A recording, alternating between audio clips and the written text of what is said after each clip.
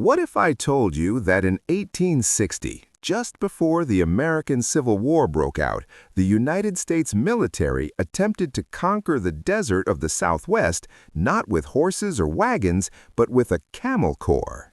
It sounds like a fever dream or a tall tale from the Wild West, but it is a cold, hard, and bizarre historical fact.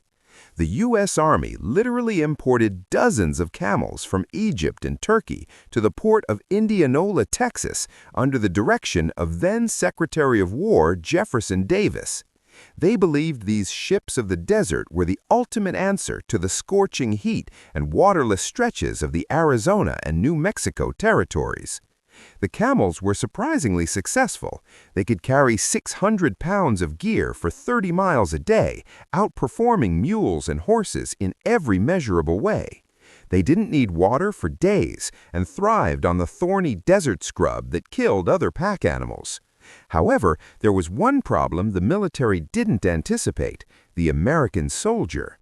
The soldiers hated the camels. The animals smelled terrible, they were stubborn, they spit at their handlers, and most importantly, their strange appearance terrified the army's horses and mules, causing stampedes and chaos during camp movements. When the Civil War erupted, the camel experiment was abandoned.